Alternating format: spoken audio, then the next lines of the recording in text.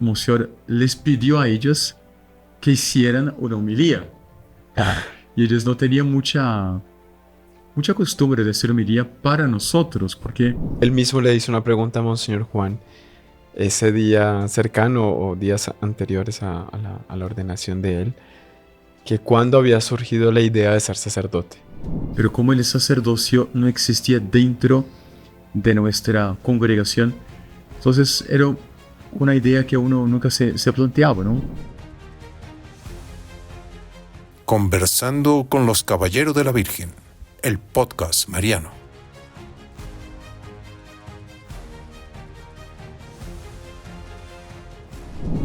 Muy estimadas familias, muy queridos amigos, salve María, bienvenidos una vez más a Conversando con los Caballeros de la Virgen, un podcast en la búsqueda de ayudar a profundizar y conocer mejor nuestra fe. Hoy vamos a tratar de un tema especial, porque especial es nuestro muy querido y recordado Monseñor Juan, nuestro fundador, y vamos a hablar de él en cuanto una persona de una piedad eucarística, él en cuanto sacerdote. Y para tratar de este tema, pues obviamente hemos invitado a un sacerdote que hace rato no estaba por aquí, padre. Bienvenido, una alegría tenerle otra vez aquí, sobre todo en un tema tan bonito y el cual usted conoció de primera mano. Bienvenido, padre Felipe. Salve María, Padre Mario, salve María a todos. Gracias por la invitación, es una alegría siempre estar aquí y sobre todo, como usted dijo, comentar, hablar sobre nuestro querido fundador Monseñor. Porque si hoy día tenemos una devoción eucarística muy profunda, vivimos bajo las salas místicas de la Eucaristía, los heraldos del Evangelio, los caballeros de la Virgen, es porque eso partió de él, de su corazón. Y bueno, padre, pues somos sacerdotes gracias a él, ¿no? Sí. Realmente él fue ese punto de referencia. No sé si usted antes había pensado en la vocación sacerdotal, había pasado por su mente, pero cuando apareció ese modelo de sacerdocio, no sé, por lo menos personalmente usted se sentía arrebatado por ese llamado. Sí. No sé si es una confidencia, pero... Sí, exactamente.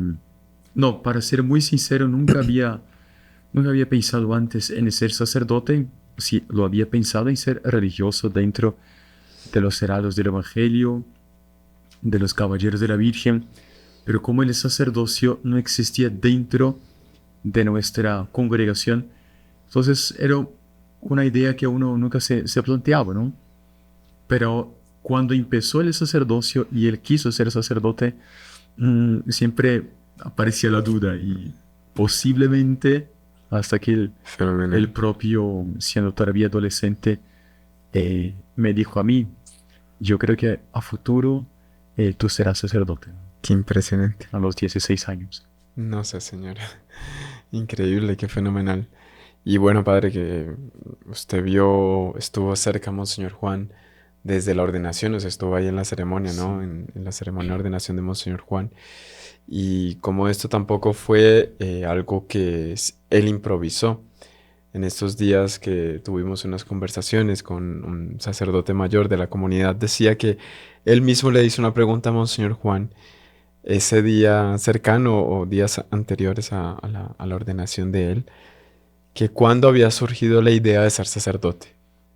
Y la respuesta de Monseñor Juan sin titubear fue, no, siempre, Siempre. siempre, siempre tuvo esa idea. Entonces, si podemos tratar de esa devoción eucarística desde ese siempre, es decir, desde cuanto tengamos conocimiento que nace esa piedad eucarística en Monseñor Juan, que después lo lleva a ser un modelo de sacerdote, llevando esa vida sacramental tan ardiente que consigue encender esa llama de devoción en otras almas. Impresionante la vida de él. Bueno, él nos contó muchas veces a pedidos de sus hijos espirituales que querían conocer cómo la gracia había actuado en su alma. Pero él dijo que la primera impresión, el primer encanto que tuvo con la Eucaristía, el primer flash que nosotros decimos en nuestra vida comunitaria, fue cuando más o menos a los 5 o 6 años de edad, a los 5 años. Su mamá tuvo que salir de casa para hacer unas compras, para comprar cosas y ir al mercado. Y a la vuelta, la mamá percibió que estaba cerca del momento de la bendición del Santísimo Sacramento. Cerca de su casa había una iglesia llamada Iglesia Nuestra Señora de los Dolores, en el barrio Ipiranga, en São Paulo, Brasil. Y ya a los 5 años uno siente que el uso de la razón del niño ya se está abriendo, se recuerda más de cosas, son las primeras impresiones. Y la mamá entró y efectivamente estaba terminando la ceremonia de bendición del Santísimo, que parece en esa iglesia la daban todos los días. Qué bonito, ¿no? Sí. La bendición del Santísimo llena el alma. Sí, mucho. Sería muy bueno que en las parroquias tengan esa costumbre, ¿no? De todos los días, en algún momento, dar la bendición del Santísimo. Porque, o sea, es la bendición. O sea, ¿qué más que eso, no? La bendición de Jesús. Imagínense que si supiéramos que hay un templo en nuestra ciudad donde Jesús se aparece todos los días y da una bendición. Pero sí. Seguro que sale así una publicidad. Va a aparecer nuestro Señor Jesucristo en tal estadio, se llena y va a dar una bendición. Bueno, eso está muchas veces a la esquina de la casa y la gente ignora eso por su falta de fe, porque pues tiene que haber fe, obviamente. Pero lo que decían tantas meditaciones eucarísticas, ¿no? Recibo a nuestro Señor, que es la omnipotencia, y no quedo poderoso. Que es la caridad y no quedo caritativo. Que es la justicia y no quedo justo. ¿Y por qué? Porque nosotros mismos vamos colocándole obstáculo por nuestra falta de fe a la acción del sacramento en nuestro corazón. Exactamente. Entonces, si nosotros tuviéramos, incluso, ¿por qué no?, pedir a nuestros párrocos que determinen un momento del día para dar la bendición. Bueno, ocurre que en esta iglesia había la bendición diaria y el muy chiquito, la mamá se arrodilla con las otras señoras, todas de velo, antes del concilio. Las señoras usaban muy frecuentemente el velo sobre sus cabezas. Él se arrodilla y ciertamente escucha la campanita y todos bajan la cabeza, inclinan la cabeza. Y él piensa, ¿pero qué está pasando? Y ahí percibe que todos bajan la cabeza, inclinan. Y él dijo, no, es que yo quiero ver qué va a pasar. Si yo inclino la cabeza, no sé qué va a pasar.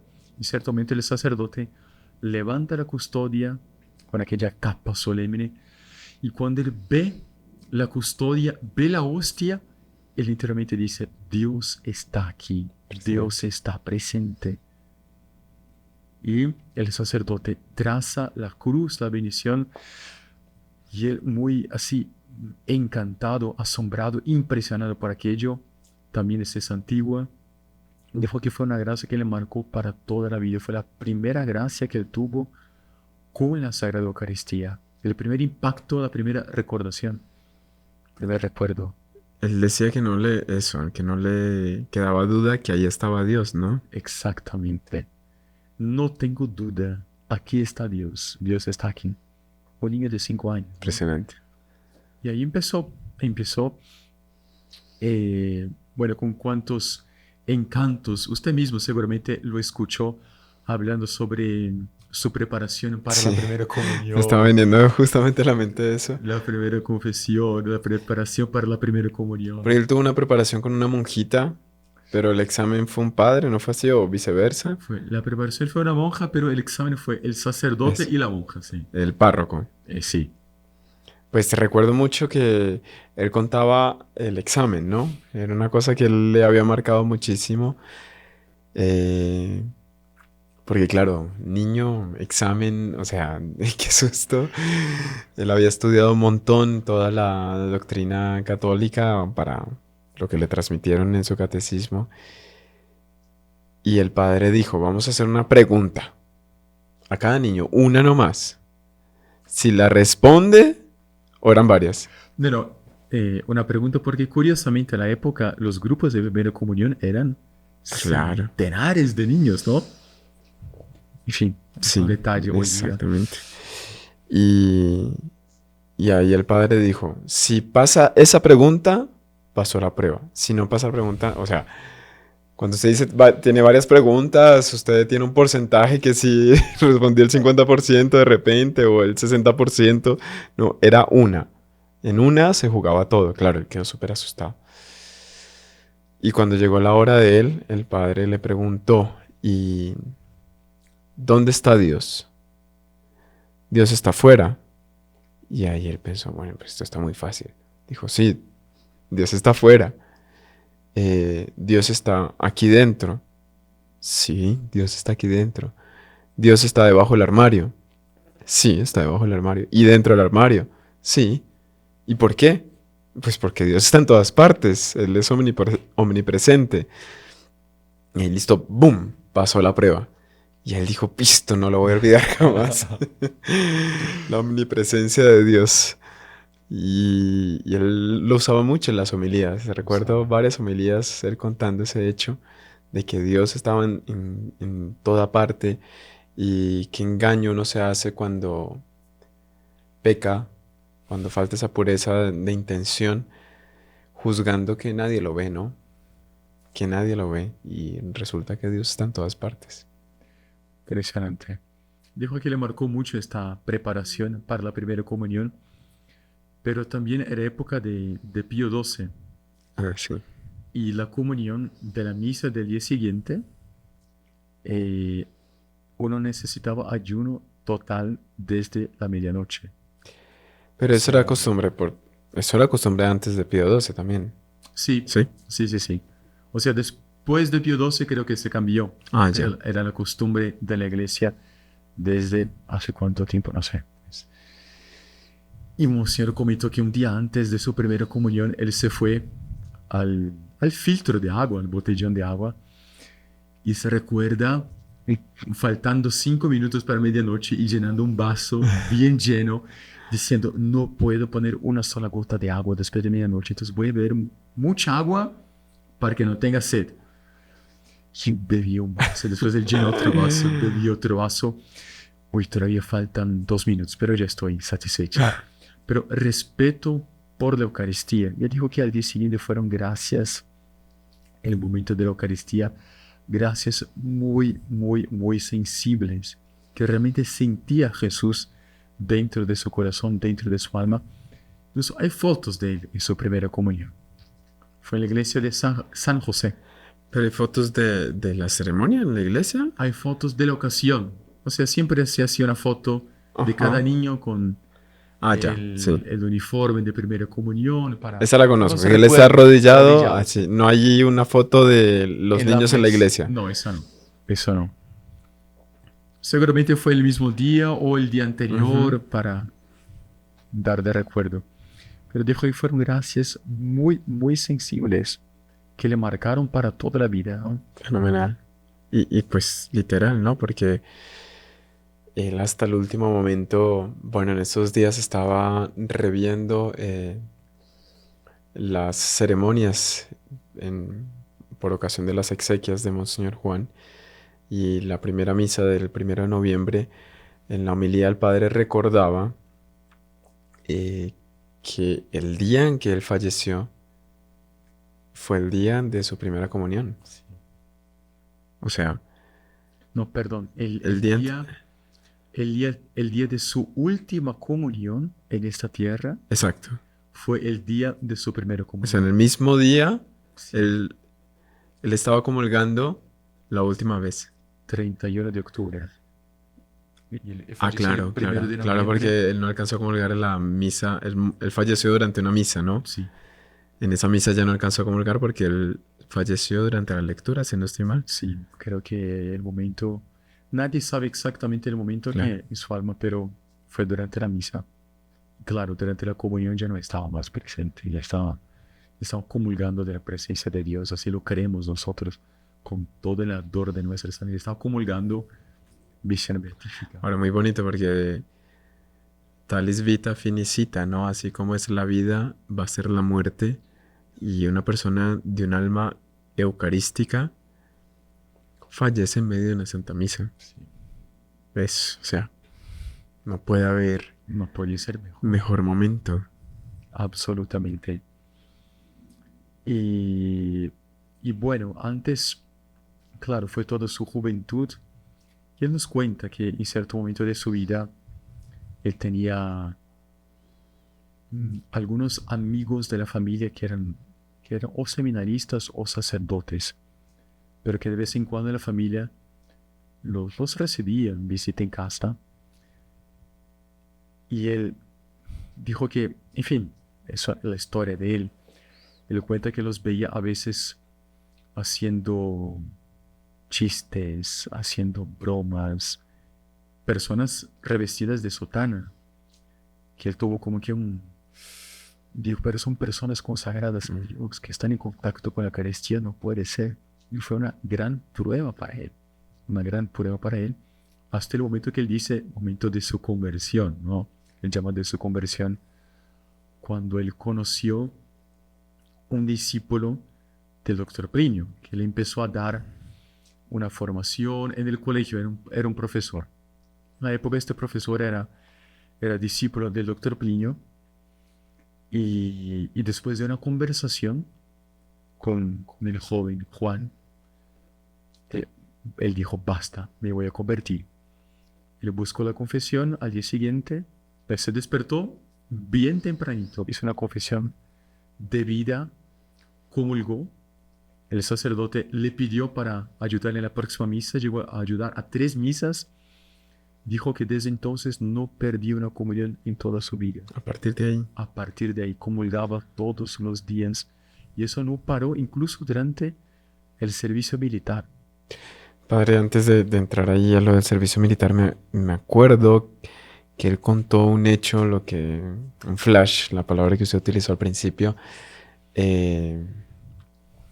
con el sacerdocio, que justamente en esa época, después de que él empezó a acolitar todos los días antes de ir al colegio, la misa en la parroquia, el sacerdote, o no sé si fue el propio fin de semana que el padre estaba celebrando la misa, él estaba acolitando. Es un poco fuerte el hecho, pero se dio, o sea, claro. Y fue así, fue literal. Y el padre estaba súper indignado en la homilía y haciendo un llamado de atención a los fieles que estaban ahí presentes, porque en el barrio se iba a fundar una nueva discoteca. Obviamente no es propiamente un lugar para la práctica de la virtud, al contrario, se presta mucho para pecados de vanagloria, sensualidad, gula, etc. Y él estaba molesto porque es párroco y los pecados que se cometen en su parroquia, pues de alguna manera, si él no está haciendo algo contra eso, recae la responsabilidad a los ojos de Dios sobre sus hombros. Y el padre así, dando una homilía así, no puede ser, pero ¿cómo permitieron que en este barrio vayan a fundar una cosa de esas? Y no pueden ir ustedes, no pueden ir. Y es más, yo voy a lanzar una maldición porque es un lugar donde se van a cometer seguramente pecados. Y yo tengo que evitar que se cometa el pecado. El hecho es fuerte y mucha gente... ¿Pero por qué eso? Exactamente, van a quedar impactados. Exacto. Y el padre termina la homilía, da la maldición. En el salón de baile, en la discoteca. Hacia, digamos, sí, la maldición recae sobre este lugar. Y lo impresionante fue que el día de la inauguración, a la gente no le importó la homilía del padre. Muchos fueron a la inauguración, la discoteca estaba abarrotada y en determinado momento de tanto baile, el segundo piso no soportó el peso de esas personas y ¡pah! Se vino abajo, aplastando a los del primer piso y obviamente que los propios del segundo piso salieron bastante damnificados. Monseñor Juan dijo, qué impresionante el sacerdocio. Qué impresionante sacerdocio. Él quedó muy impactado. Y bueno, el hecho realmente es impactante y cualquiera podría pensar, no, eso fue una casualidad. El padre, ¿cómo se le ocurre maldecir? Bueno, el Padre está llamado justamente a trabajar en beneficio de las almas para evitar el pecado. Y lo que explica Santo Tomás, justamente la maldición, es un apelo a Dios pidiendo que si un mal material impide el mal espiritual de determinada alma, es legítima esa maldición por parte del sacerdote. Claro, hay que hacerlo con muchísima claridad moral, porque si no, inmediatamente esa maldición se devuelve, ¿no? Pero pasó. Pero hubo muchas conversiones después de eso, mucha gente volviendo a la iglesia, etcétera. Gracias, y Monseñor tuvo un flash, un encanto con el poder sacerdotal. Y con el celo por las almas, o sea, el Padre no lo hacía...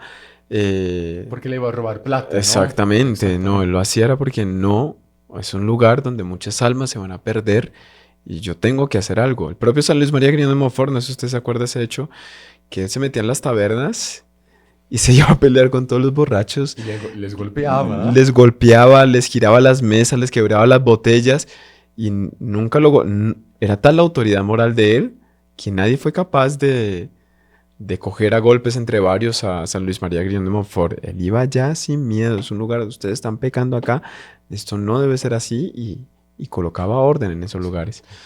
Es su papel, ¿no? Sí. Es su papel. Si él no lo hace, Dios le va a pedir cuentas en su juicio particular. Impresionante. Y eso le impactó muchísimo a Monseñor Juan. De tal manera que su ministerio se basó en eso. Monseñor Juan se la pasó dando maldiciones. Él luchaba para que el alma no pecase. Y usted veía que él era capaz de cualquier apostolado para que el alma no cayese en pecado. De todo, de todo. Y la cantidad de bendiciones que él daba, bendiciones con el Santísimo. A eso sí, ya que usted me recuerda, pues ya que usted menciona este hecho de la maldición. Bueno, impresionante cómo Ser llegaba incluso a celebrar misas con el deseo exorcístico para liberar, limpiar un determinado lugar, zona, de ciertos pecados que habían sido cometidos ahí o que estaban siendo cometidos cerca. Impresionante. ¿No? Impresionante. Por ejemplo, en Brasil, desafortunadamente el carnaval es una fiesta antes de Cuaresma de muchos pecados de sensualidad. No, el carnaval. Y Monserrat vivía en esta casa, la casa madre, San Benito. Monserrat vivía ahí. Y abajo, claro, como era sobre una colina, se escuchaba muchos ruidos de danzas, y claro, muchísima inmoralidad. Monserrat muchas veces en la homilía y en la Santa Misa se mostraba indignado por la cantidad de pecados que se estaban cometiendo. No sé si han celebrado misa para poder limpiar de todo eso. Impresionante. Ahora es lo que Monseñor Juan siempre nos enseñó, ese grado de la misa. Bueno, Monseñor Juan es discípulo del doctor Plinio, ¿no? Y el doctor Plinio usaba mucho ese término, la transesfera, ¿no? Como que un lugar inmaterial. En fin, muchos santos han hablado de esto, pero que la misa ocupa un lugar en esa transesfera, es decir, que en la balanza de Dios lo que se pide en una misa es considerado realmente. Y Monseñor Juan siempre veía como que en la misa una conexión con esa transesfera, con esa voluntad del Padre, de Dios, para arrancar de él bendiciones para la tierra. No sé si me estoy expresando bien, Padre. Totalmente. Es muy claro, Monseñor era teólogo, mucho más que teólogo, llevaba una vida mística muy grande. Pero hoy día, por la teología, nosotros sabemos que la misa, quien entra en una misa es entrar en el cielo. Incluso es una tesis de este doctor Scott Hahn, ¿no? Él dice que muchos padres y doctores de la iglesia lo prueban también, que la realización del Apocalipsis es la Santa Misa.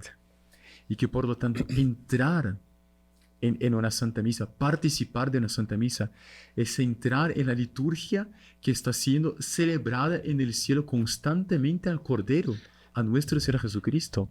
Y por lo tanto, si yo, sobre todo el sacerdote que celebra la Santa Misa con una intención, es como que el cielo viviendo la adoración perpetua a Dios por aquella intención, por lo tanto, es infalible. Usted veía que cuando Monseñor Juan entraba a la misa, para él la misa era como que atemporal, ¿no? Sí. Él entró a la misa y o sea, salió del tiempo. Entró a ese mundo inmaterial para colocar peso del lado del bien en esa balanza de Dios, para comprar una serie de bendiciones, y terminaba la misa y entraba nuevamente en su rutina, pero la misa para él era literalmente centrada en el cielo. Y para quien tenía la oportunidad de asistir a una misa con él, era un pedacito de cielo, Era propiamente. realmente se sentía esa espiritualidad profunda. Bueno, padre, ¿qué le parece si hacemos una breve pausa y ya continuamos con este tema tan bonito de Monseñor Juan en cuanto sacerdote, alma eucarística?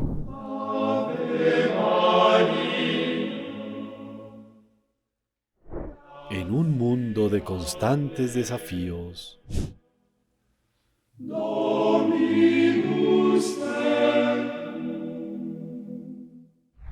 encontramos consuelo, guía y esperanza en la fe y en el amor de María. ¿Quieres ser parte de esta comunidad de fe y devoción? ¿Recibir mensajes que eleven tu espíritu? Síguenos en Instagram, @Caballeros de la Virgen. Muy bien, continuamos con nuestro tema en el especial del día de hoy. Monseñor Juan, nuestro muy recordado fundador en cuanto alma eucarística, él en cuanto sacerdote, padre. Bueno, es un tema realmente que es sublime. O sea, realmente uno quisiera comentar muchísimas más cosas porque somos testigos, y especialmente usted, padre, porque tuvo esa oportunidad de ver todo ese proceso de él en cuanto sacerdote, ¿no? Bueno, usted desde muy pequeño, tengo entendido, padre, muy pequeñito, ya estaba cercano a la comunidad, y él siempre fue un consejero admirable, ¿no? Uno veía cuando eran las reuniones, jour de jour se llamaban esas reuniones, ¿no? En la casa Presto Sum. A veces él atendía a una que otra persona ahí en el jardincito, y se veía que se estaba dando un consejo, y era ya como que un trabajo pastoral que iba dando camino a su vocación sacerdotal. No sé si usted tuvo alguna oportunidad, un consejo así o... Muchísimas veces, Ay, Dios. muchísimas veces, de estar ahí cerca a él, recibir una palabra, un consejo. Incluso me recuerdo un regaño muy paternal que él hizo, pero ahora está mencionando, incluso me había olvidado. Fue la época en que todavía nosotros en nuestra comunidad no teníamos los sacerdotes Ajá. de la comunidad, pero sí teníamos sacerdotes muy amigos nuestros que en cierto momento por el año 2004, 2003, 2004, si el sacerdote estaba en São Paulo, porque eran sacerdotes de otra ciudad y hacían un sacrificio realmente ejemplar. Confesaban a todos. Y es que todos era mucha gente. Imagínense confesar Dios mío. a todos. Me acuerdo, esas filas de confesiones Bueno, eran, pero eran larguísimas. heroicos. Bueno, y un día, por el año 2003-2004, Monseñor pidió que siempre hubiese la celebración de la Santa Misa después de nuestras reuniones de formación. Y claro, en cierto momento, Monseñor les pidió a ellos que hicieran una homilía. Y ellos no tenían mucha costumbre de hacer homilía para nosotros, porque Monseñor nos explicaba todo, y ellos también tenían mucho amor a Monseñor. Y claro, para explicar a toda la comunidad, hacer una homilía delante de toda la comunidad, delante de Monseñor, a veces ocurre que eran homilías leídas de media hora, 35 minutos, ¿no? No recuerdo. Monseñor dirigía el coro en la época, en la parte de atrás de una gran carpa, ¿no? Una carpa, tienda. Y al fondo estaba el coro. Y el sacerdote empezó a leer la homilía. Fueron más de 30 minutos leídos. Uy, Dios mío. Y yo era muy pequeñito, estaba en el coro. Y cuando terminó la homilía, para el ofertorio, el coro tenía que cantar. Monseñor se me acerca y me dice, bueno, después me haces un resumen. Y por escrito. Pero porque eso estaba aburrido. Yo me quedé espantado. Me quedé blanco porque sí, yo estaba en otro mundo, sí, no había prestado atención en la homilía. Y yo supe después que al final del día, en la casa San Benito, donde en la noche hacía daba una palabra, una charla, él comentó el hecho con otros y dijo, y aquel niño me miró con una cara diciendo, pero eso es imposible. Hacer un resumen de la homilía de media hora. Pero era ya el respeto que él tenía por la Eucaristía y por la palabra. Era un regaño en el fondo diciendo, hay que prestar atención. Hay que... Claro, en una época donde no teníamos sacerdotes, en una época en que como que todavía la facilidad litúrgica nosotros no la teníamos. Pero Monseñor nos fue formando. Padre, me da un poco miedo el tiempo porque, no sé, a medida que va hablando empieza uno a recordarse tantos hechos relacionados con este tema. Pero si usted pudiese hablar dos cosas relacionándolas. Uno,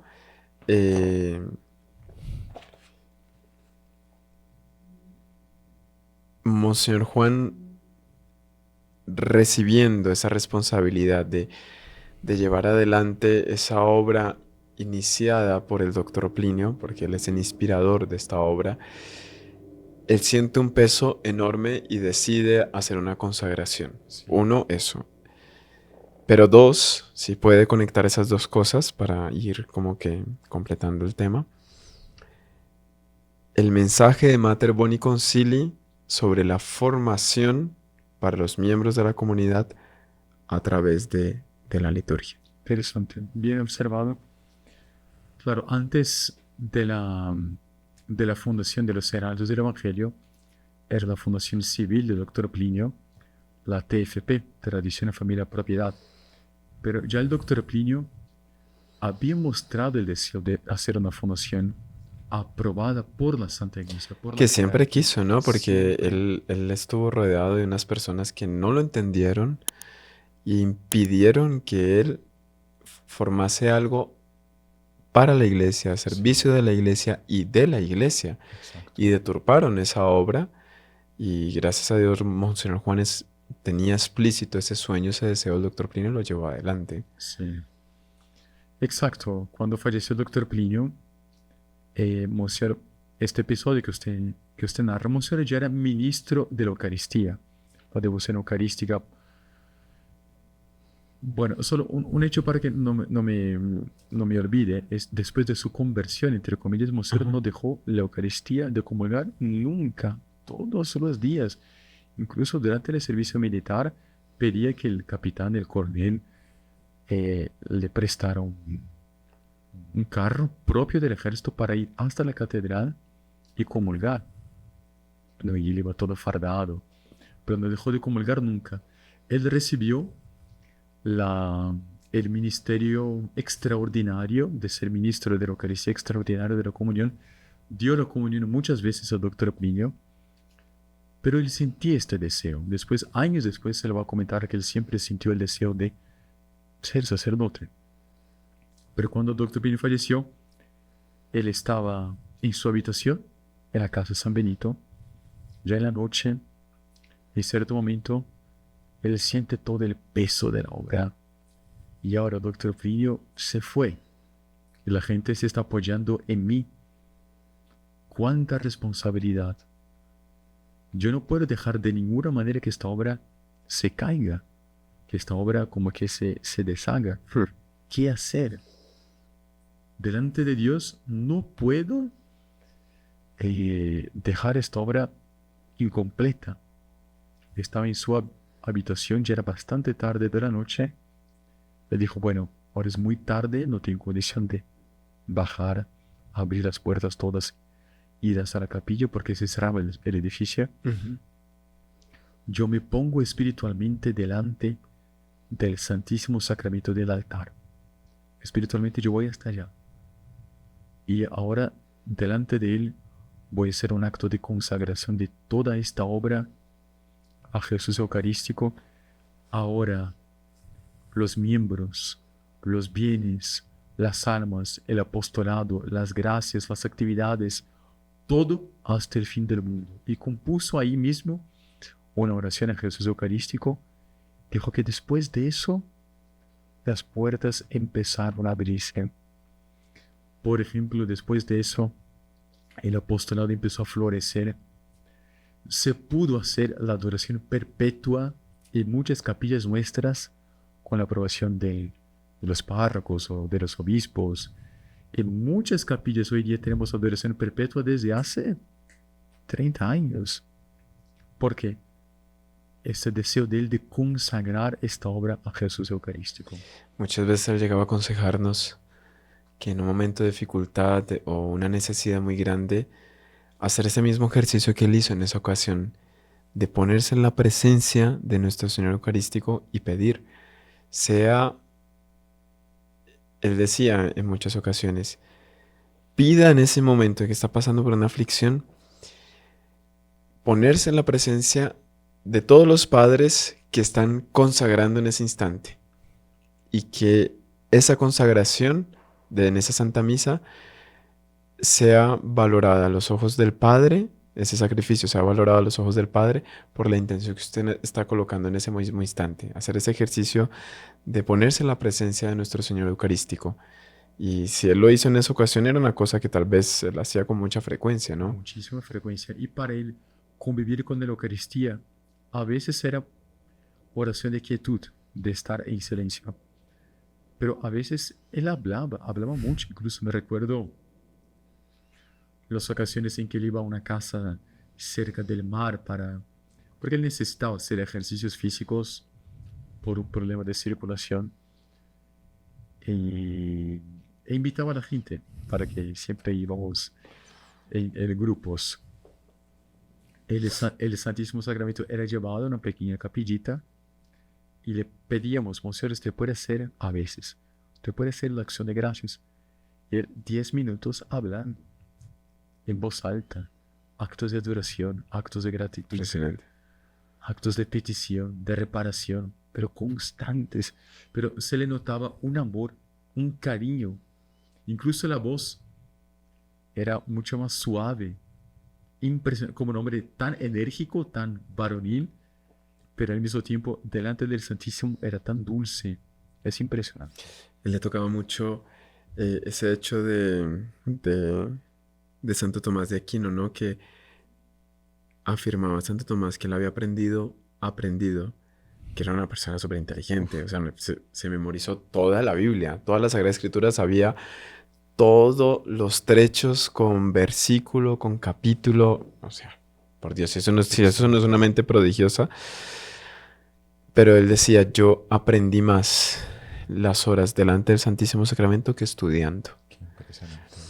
Y que muchas veces él, algún problema que tenía filosófico, teológico, se ponía súper cerca al sagrario y no se despegaba de ahí hasta encontrar la solución. Y Monseñor Juan hacía mucho eso.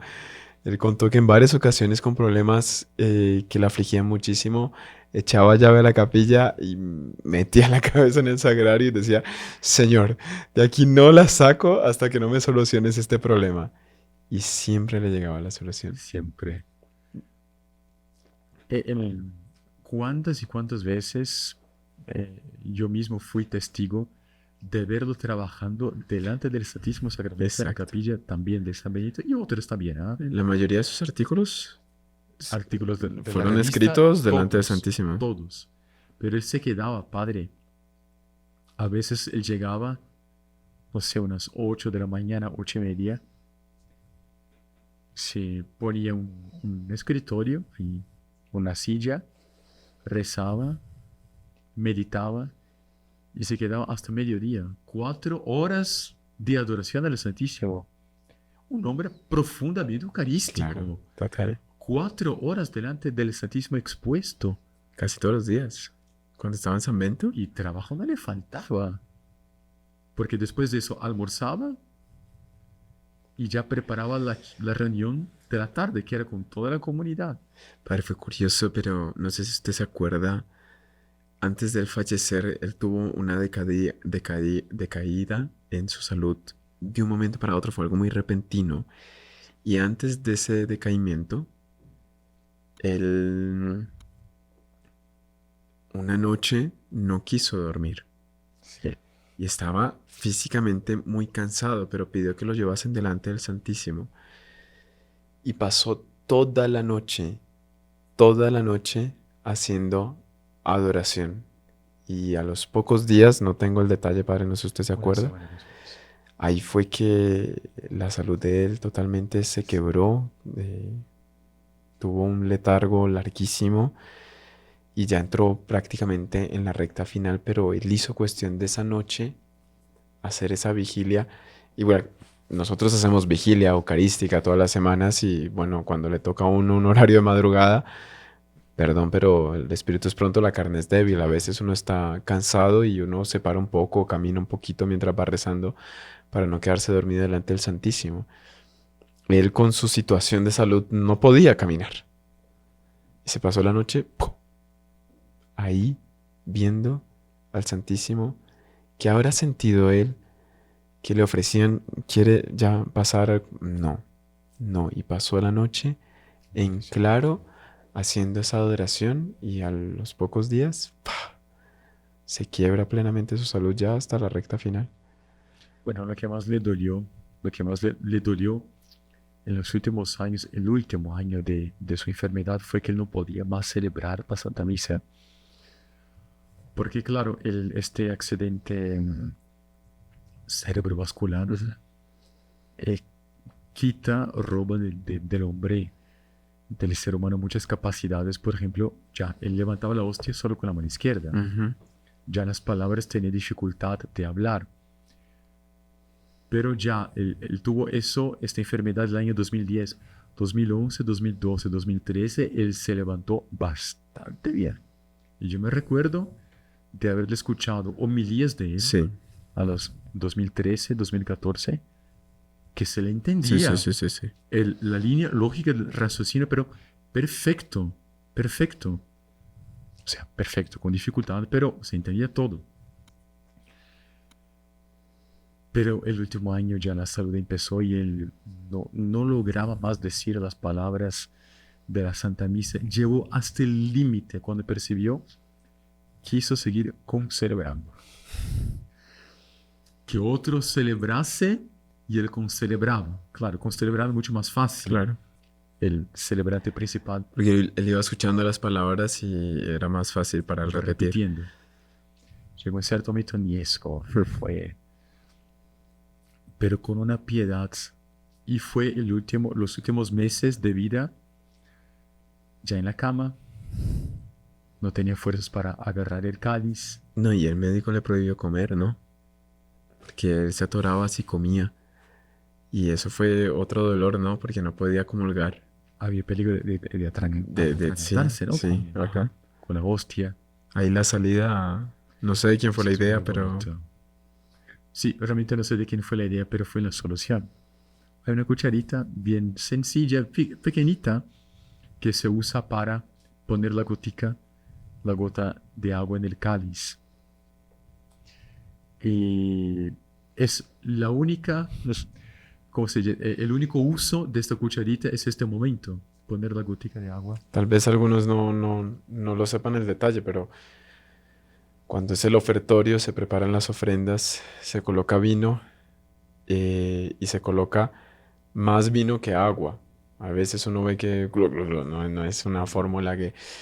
No, se coloca vino y un poco de agua. Y ese poco de agua simboliza el sacrificio, el dolor del hombre, del ser humano, como que mezclado con la sangre de nuestro Señor Jesucristo en una única oblación al Padre.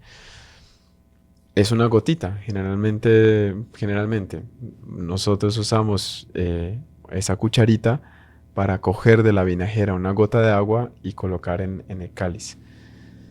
Y ahí es con ¿era esa misma cucharita? Es esa misma cucharita que el sacerdote que le acompañaba en las misas, Monseñor postrado en la cama, pero acompañando toda la misa. En el momento de la comunión, le preguntaba a Monseñor, ¿usted quiere comulgar? Sí, sí quiero. Él abría la boca y el sacerdote con mucho cuidado cogía una gota del cáliz, o sea, de la preciosísima sangre de nuestro Señor, depositaba sobre su lengua. Y él tragaba.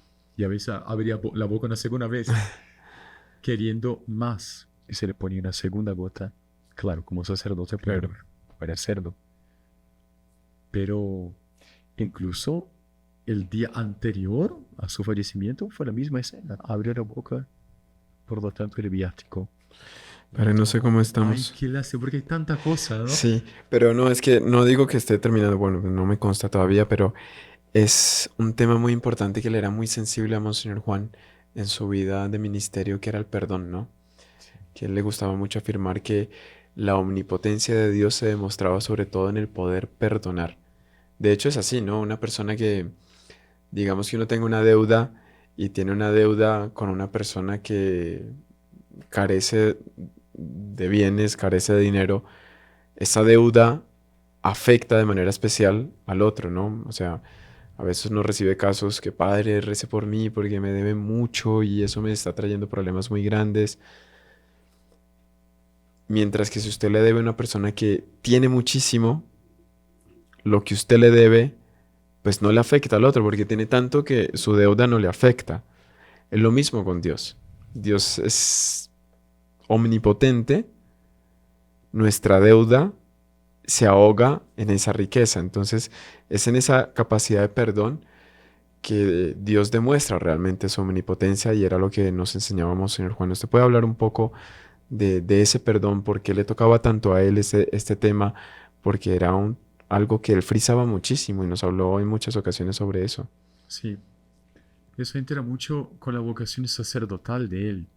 Él comentaba que muchas veces él atendía como director espiritual de almas y a veces personas que necesitaban de un perdón, incluso sacramental.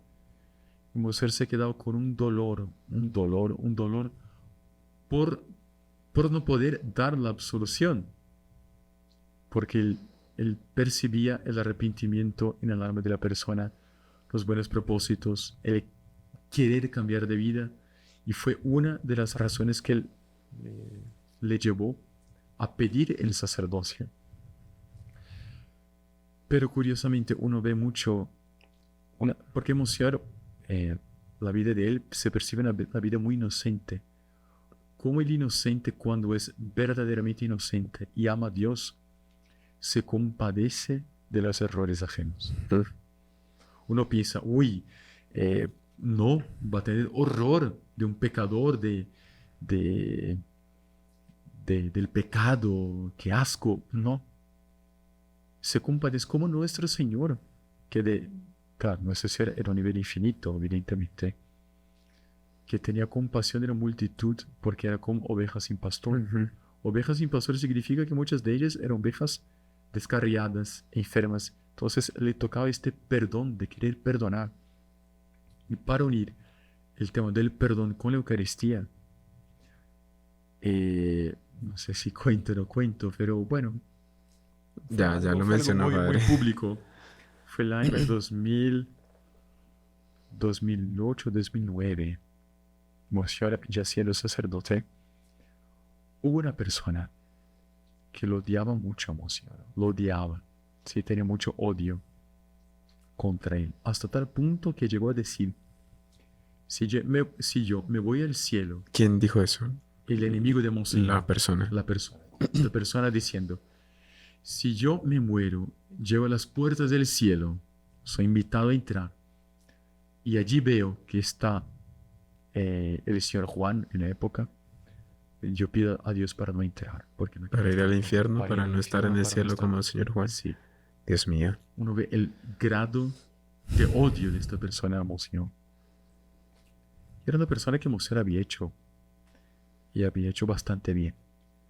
Pues el año 2009, creo 2009, sí. Cuando...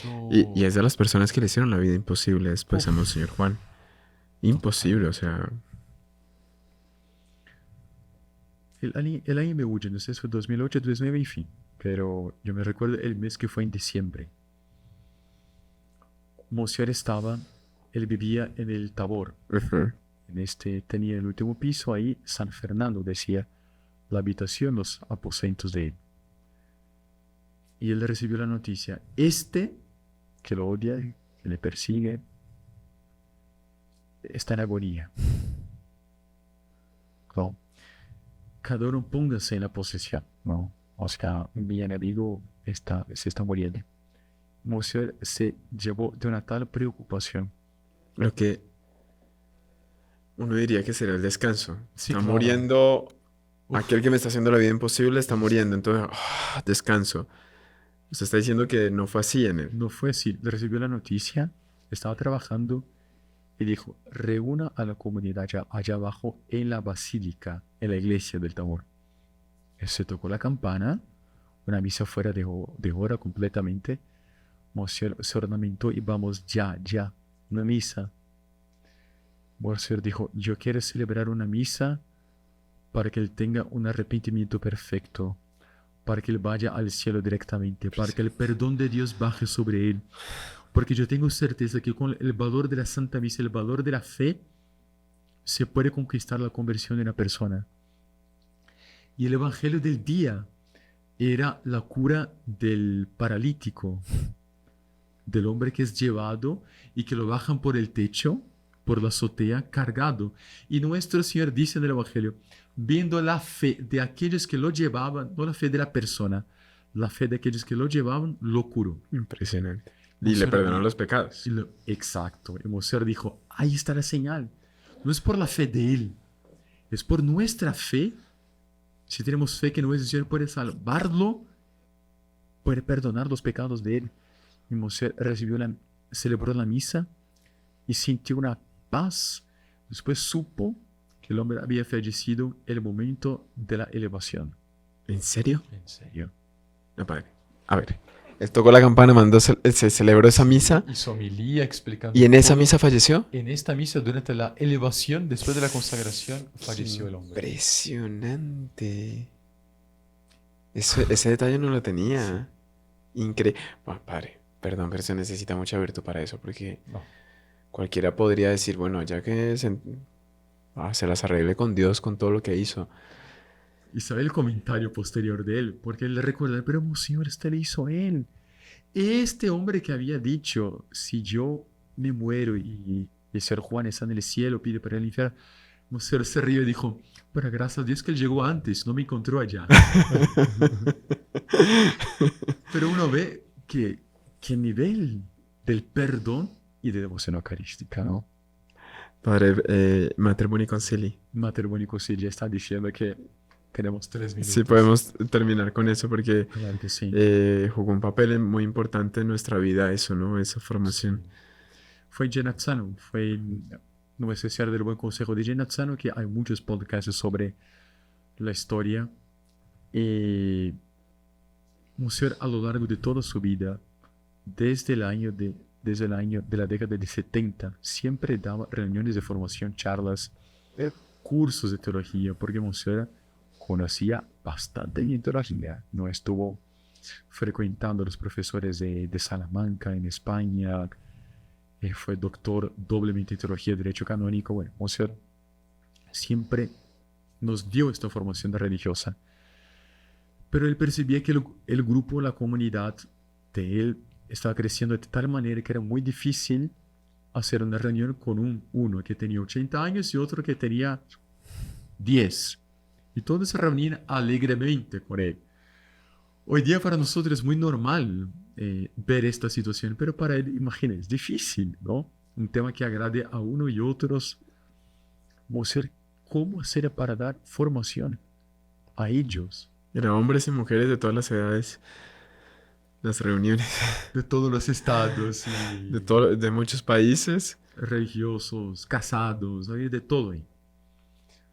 Y rezando en Genazzano, delante de Nuestra Señora del Buen Consejo, Nuestra Señora le dio una señal clarísima, 2003, diciendo: la formación espiritual de sus hijos se dará por el comentario diario de la liturgia del día.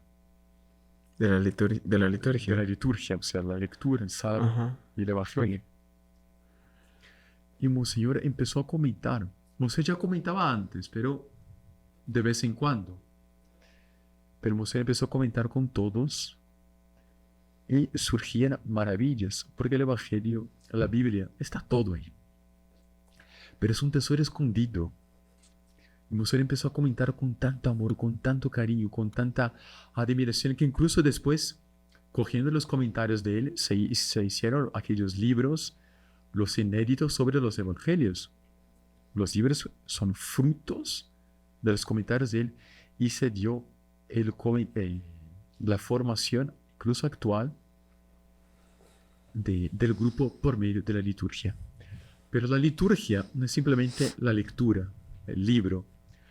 Uno solo entiende la liturgia de la palabra en el contorno eucarístico, ¿no? Sobre todo la liturgia de la palabra alcanza su auge dentro de la liturgia eucarística, y nosotros crecemos nuestro amor a la Eucaristía por medio de los comentarios. Impresionante. Pocas palabras. Fenomenal. Bueno, padre, faltan muchos hechos. Muchísimos. No sé, cabría la pregunta. Recuerdo haber visto muchas veces en el altar donde Monseñor Juan celebraba la misa, él colocaba las intenciones de la misa, personajes históricos para rezar por ellos. ¿Por qué? ¿O será que Monseñor Juan hizo algún día lo mismo que hizo este sacerdote con la discoteca?